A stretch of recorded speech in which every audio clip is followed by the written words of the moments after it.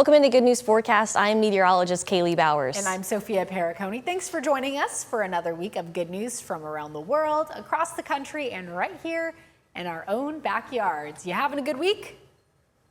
Good week. 2 thumbs up. Good week. It's nothing special, just a good week. Oh, 1 thumbs up. Yeah, I know. Nothing special though. If it was something special, 2 thumbs up. Okay. It's just, it's a toasty one. We're in the dog days of summer. So you know what? I am going to say 2 thumbs up because we're in summer still. And that means ice cream whenever you want. Those are the rules of summer. Ooh, that's a good idea. Ice cream by the pool. Oh, even better. You know what I've been wanting lately? Like a little slushy or snow cone. Okay, I will say a Slurpee has been something Yes. good. And we're past 7-Eleven day now, but on 7-Eleven day, I was like, I didn't do it, but I should have done it. So. I need a little sweet treat this time of year to keep us cool. I agree. Sounds really. How's your week going? Good. I'm loving this weather. It's at the time of this recording, we are in a heat wave. It's toasty. I know it's not for everyone, and I respect that, but I love it. Some people love the extreme heat. Some people love the extreme cold. Yeah.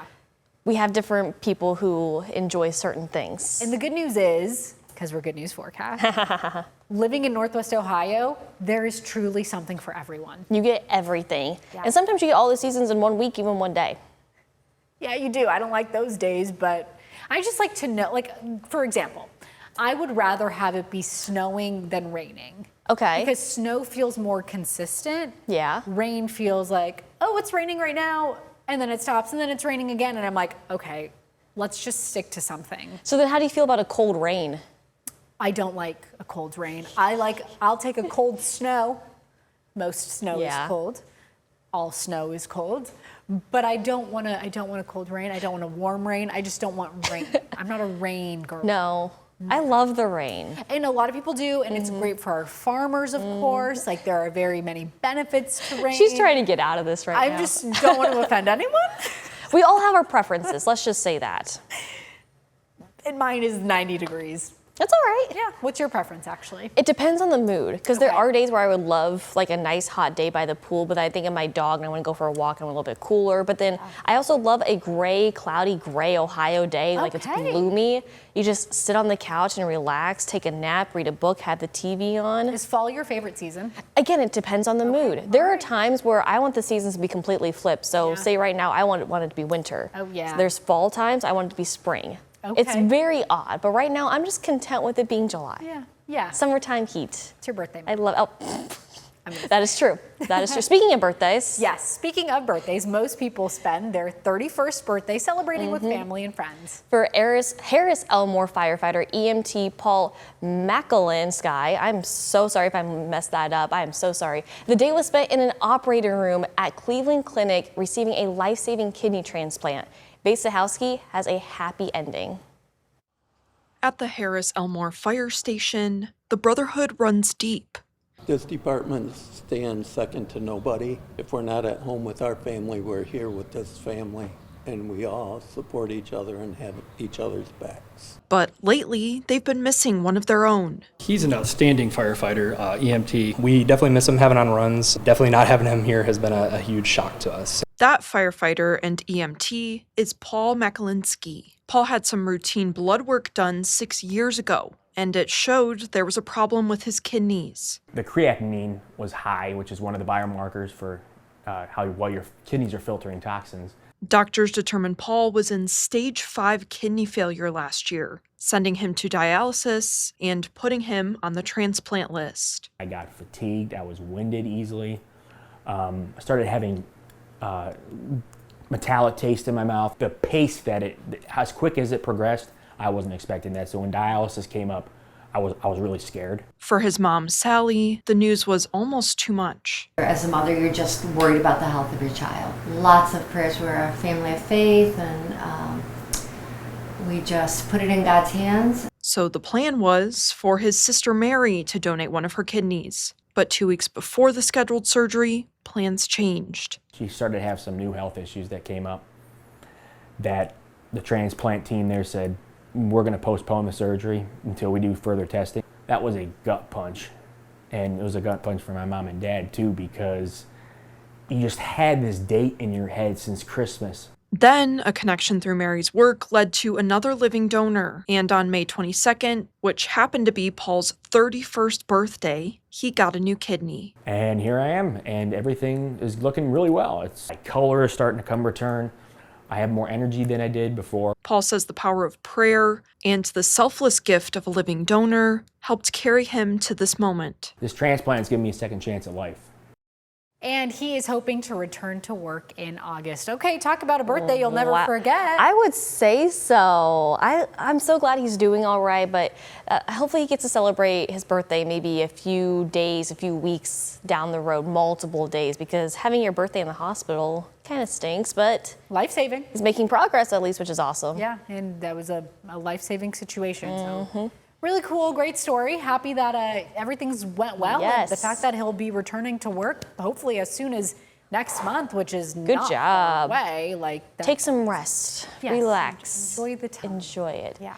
Well, how about this? 2 dogs are now in their forever homes after about 6 months in the shelter, and their journey to their one home goes back all the way to January. Look at these sweet pups. That's when crews rescued the dogs who were stuck on the frozen Maumee River. Lucas County Canine Care and Control brought them in and named them Jerome and Nick, affectionately called the Ice Brothers. Look at how chilly that looks. They stayed in the shelter until last month when they were adopted. They were literally on thin ice. They were out on the river, got there somehow, and with the warm temperatures, the ice was starting to melt around them. So what became urgent became extra urgent. To help Jerome and Nick find a home, Friends of Lucas County Dogs announced on Facebook it would sponsor adoption fees, pay for training, and provide financial assistance to anyone who adopts or fosters the dogs.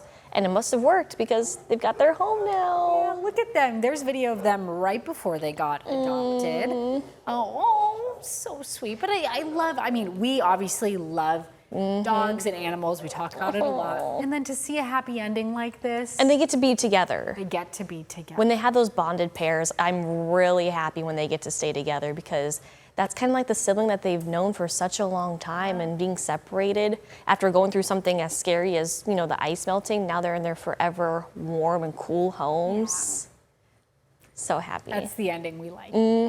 Yay. All right, we were talking about ice cream at Yes. the beginning of the show. And if you're in downtown Toledo and you need a sweet treat, there is now something for Yes. you. There is a sweet new tenant in the Barbara Ferris building across from the Toledo Farmers Market. Swanky Scoops, an artisan-style ice cream shop, cut the ribbon on the newest business in the downtown area. It opens its doors earlier this month on the first day of Ice Cream Month, so July is National Ice Cream Month. Swanky Scoop started out as a mobile ice cream store, but now calls the Warehouse District its forever home. I'm so excited. This is a moment I've been waiting for quite some time, and I can't believe it's finally here. Well, the heat is definitely, the weather's making it a prime ice cream day for us, but we'll be here with all the cool treats. The building was built in 1916 as a produce warehouse, and it has sat vacant there for 15 years. Wow. In 2024, revitalization brought it back to life. The owner says she hopes to draw crowds from the farmers market, Fifth Third Field, and other nearby restaurants. Oh, I feel like this is what downtown Toledo needed. Yes, absolutely. An ice cream shop. Yeah, probably think about going This to a baseball style. game. The farmers market. They're really good. We've had them on Good Day before, and I've seen them out at lunch at Levis, and they have such good flavors. They're different kinds that they rotate.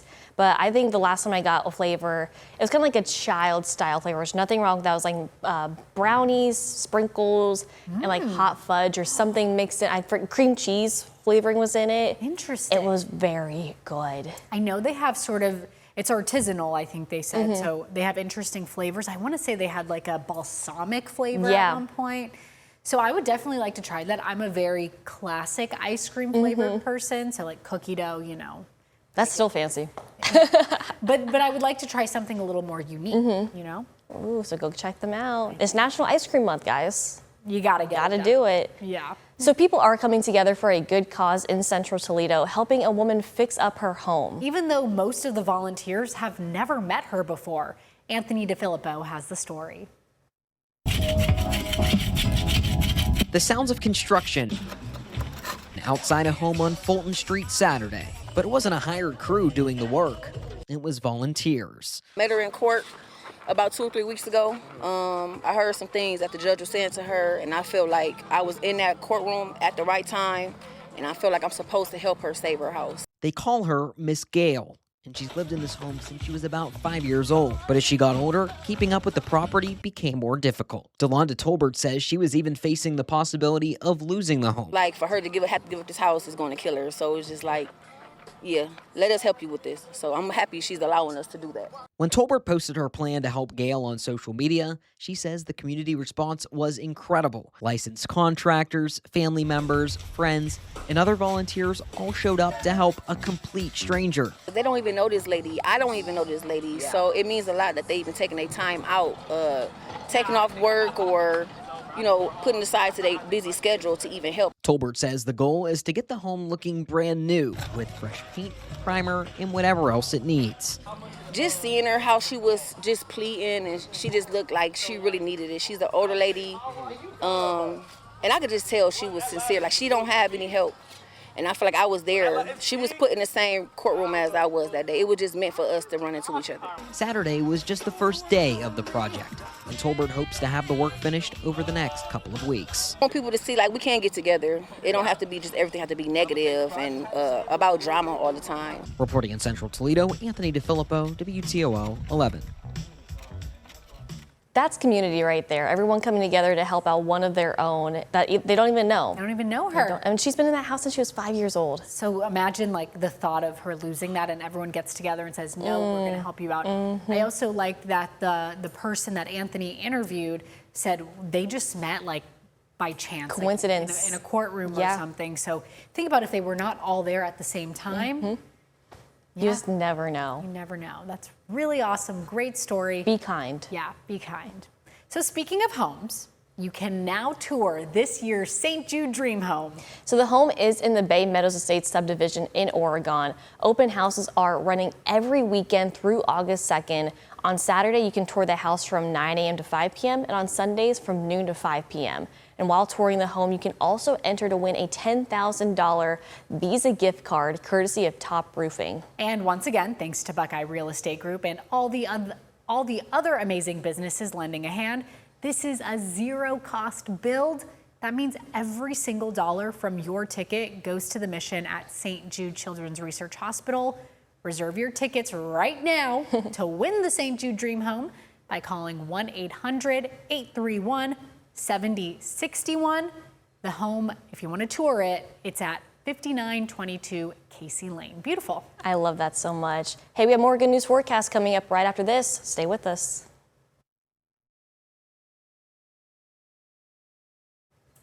Thanks for staying with us here on Good News Forecast. For 2 years, women's flag football will make its Olympic debut. Now, earlier this month, the OHSAA made girls flag football a sanctioned sport. So where does Northwest Ohio and Southeast Michigan stand on helping grow the game? Tyler Segerman set out to find that answer.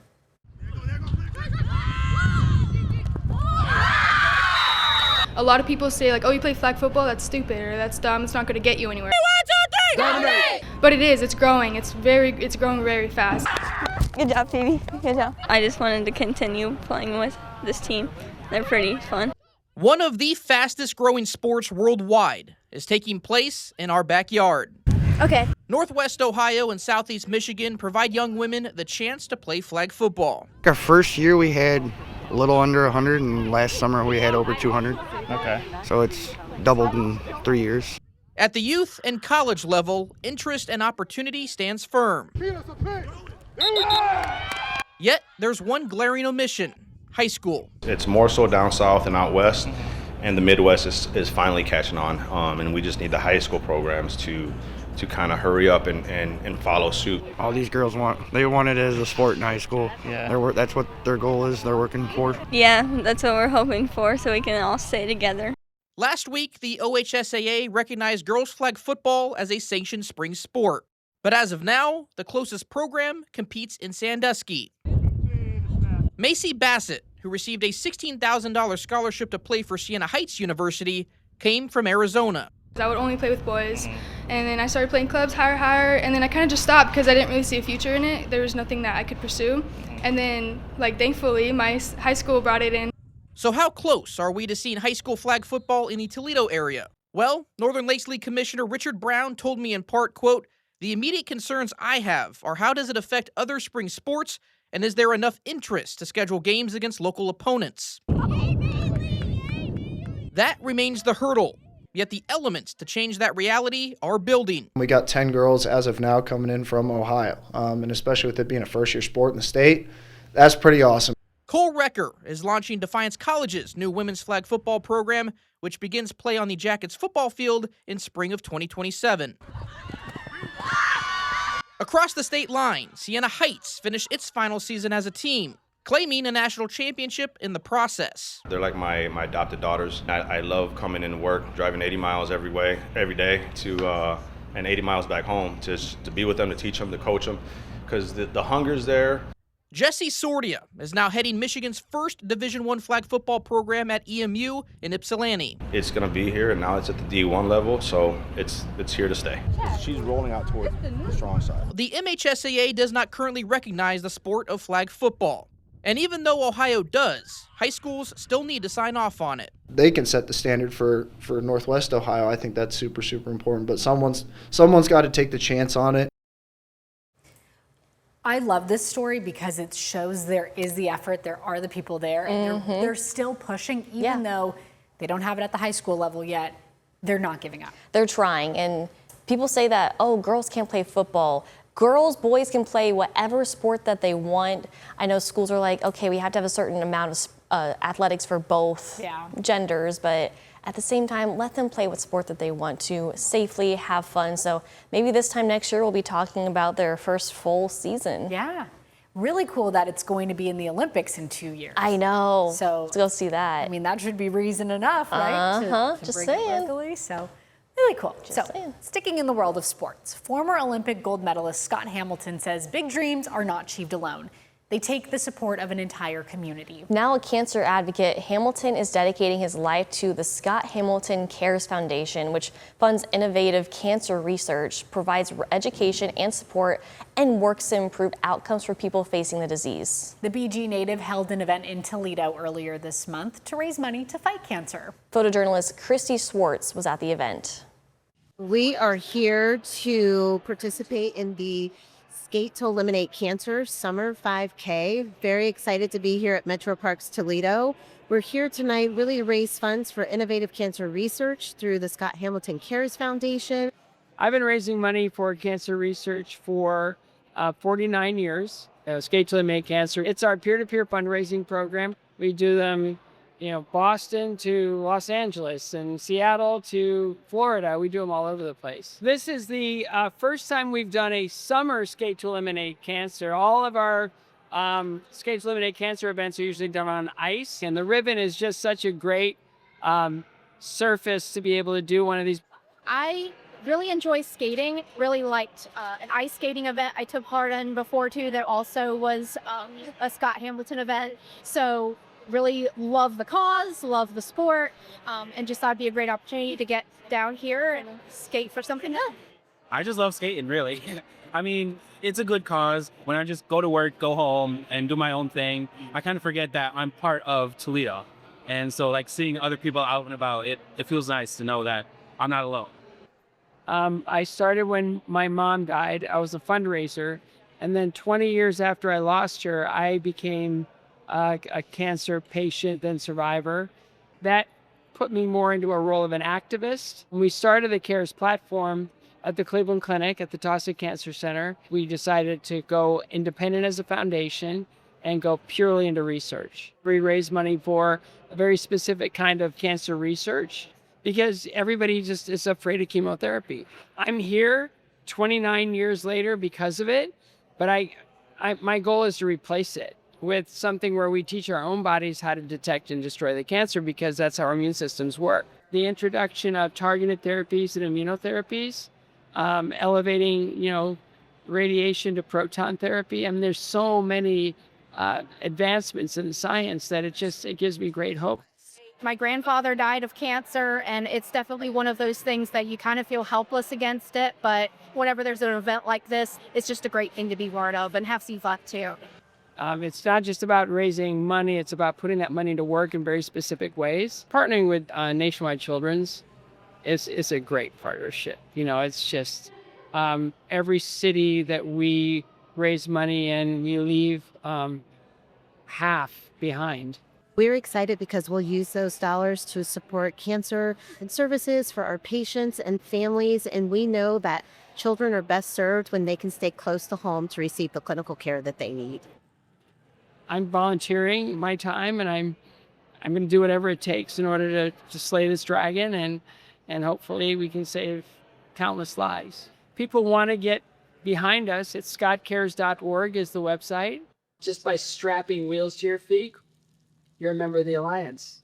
Every time I do a skate, I honor my mom because she died of cancer and she didn't have a chance. Now, through CARES, we've been able to fund a immunotherapy program at Mass General, treat her cancer. It's in clinical trial right now. I was able to announce that it was going into clinical trial on the 40th anniversary of my Olympic gold medal. Just surreal to think that after all these years of fundraising, all these years of just shouting from the rooftops, that we were able to get something that maybe could have prevented an 18-year-old boy from losing his mom. I don't have anyone directly in my life that's been affected, but I know people that know people, and it's like I felt like supporting. And there is a growing enthusiasm that they're elevating the science to the point where they believe that no one needs to die of cancer. It's a disease that can be treated. It's really nice that, so I know this event was supposed to happen in the winter, weather issues, and the event still happened, but Scott wasn't able to be there. Nice that he said, you know what, we're going to make this happen again, and I'll be there this time. Yep. Like, he still showed up. And they're raising all this money again for cancer and cancer research, going to go all to these patients who have cancer. And I'm just so excited to see what is going to be the next step with all this, because you guys are at home are the ones that help raise this money here in Toledo for Nationwide Children's Hospital. So it's amazing. Love to see it. Cancer's not amazing, not like that. The research, the love and the support. You guys know what I'm talking about. But it's nice having that community. I know that Scott is just so happy having so many people that have his back. Yeah, really awesome. We'll be right back. Welcome back to Good News Forecast. A program at a senior living community is helping residents with dementia find comfort and purpose. As Naomi Washington reports, in Georgia, sometimes that comes in the form of a baby doll. These babies have become bundles of joy for these residents. Although they aren't real, the connections they create are. For about a year, Program and Outreach Director Ashley Wilson says the dolls have given many residents a renewed sense of purpose. 3 times a week, we have it on the calendar for the residents to interact with the babies. Now, it's not limited to 3 times a week. Some of them like to keep the babies with them all the time. Mary Brown says her baby is 9 months old and his name is Eric. Her son, Clarence Brown, says he's noticed a difference. It's a great idea. I see some improvement sometimes. And I thank God that she's here and they have this program here. Clarence says his mom has always been quiet but kind to everyone, including her baby. That's exactly what staff hope to see. Wilson says caring for the babies can help relieve stress and spark memories. One of the residents said, "Oh, I want to name my baby Sarah because my mom's name is Sarah." Wilson says not every resident understands the babies are just dolls. We do have some that think of them as like a real living doll, and so we always need to make sure that we're treating the dolls with dignity as if they are real dolls, because we don't want to upset them by telling them that it's a baby doll. Dementia doll therapy is used across the country, and here in Warner Robins, staff members say it's become another way to comfort people living with an incurable disease. I think any way to help dementia patients feel more comfortable and have that connection, it's a good way, you know. Anything. I know some people have also done, stuffed animals, like the dogs, like the lifelike dogs and cats. They just sit on your lap and you pet. Also a great tool as well too. So, some people might have been freaked out by that story, but you got to think, okay, what if my loved one was in that situation? It's true. You got to think, okay, back to when, they were able to speak more and have a better understanding. This is their life now, and it's Yeah. just truly special that they still have something that they can love and care for. Those maternal instincts kick in. Yeah, it's really interesting to see how introducing different things can really help someone. I know horse therapy is really great for some people, going with different abilities and everything. So it's really interesting to me to see what can we do, what can we bring into someone's life to improve it. Oh, absolutely. Yeah. Well, the saying is, it takes a village to raise a child, has been turned on its head because sometimes it takes a child to unite a village. Steve Hartman is on the road. Not many kids crave connection more than this 4-year-old named Roman. Pass by his house in Concord, North Carolina, and he will surely greet you with a wave and a hey. He wakes up every day excited to say hi to somebody. Like, that's the first thing he wants to do. And yet, his mom, Anna Butzloff, says for the longest time, Roman's cheeriness belied an inner loneliness. About a year ago, his parents broke up. His dad moved to Florida, and his grandparents lived out of state too.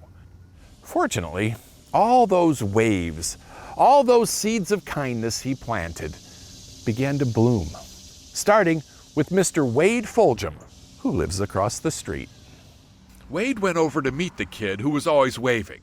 They started doing stuff together. Eventually, other neighbors followed suit, stopping to talk, doing stuff, drag racing down the street. Anna says it was weird. I mean, she barely knew any of these people. I didn't really know how to take it. I just saw that my son was happy.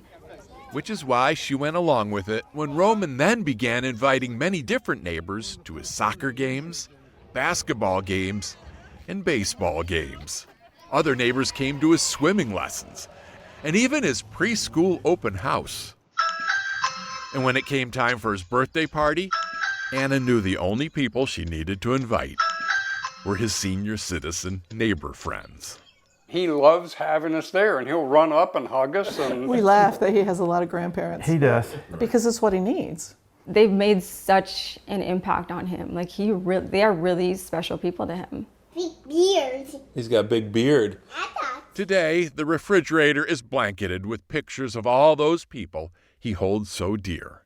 His mom says his inner loneliness is gone, and his love thy neighbor attitude is spreading. It caught on from there, just like, hey. We all started waving at each other. We see people, we wave at them, you know. Roman has now brought together about a dozen neighbors who say they would have barely known each other if not for that little boy. Look at you. Who lived in a neighborhood, but needed a village. Look at what this little kid has built. It does a world of good. If the world was like this child, what an awesome, awesome place it would be. I love you. I love you too. And to think that utopia I do.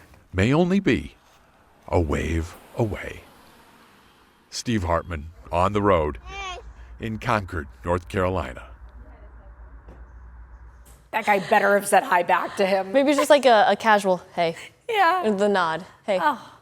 Roman's recruiting him next for his village. Yeah, he's working on him. I love that though. He's getting, like she said in the story, he's getting so many grandparents now because it was just him and his mom at the beginning, and just the innocence of a child is so pure and so sweet. Just hi, and he just never let up. Hi, you want to be my friend? Just keep saying hi and just come across the street and play. And not only is he building a community for himself, but they're all talking to each other now and becoming friends. And I think it's important to know your neighbors and just be friendly in general. They didn't know each other before, No. or not like this anyways. Yeah. Maybe a casual hey, and just out of kindness, but not like that sweet boy. Yeah. Hey. Great story. So cute. Well, that does it for this week on Good News Forecast. We'll see you next time with more good news from around the world, across the country, and right here in our own backyard. Bye.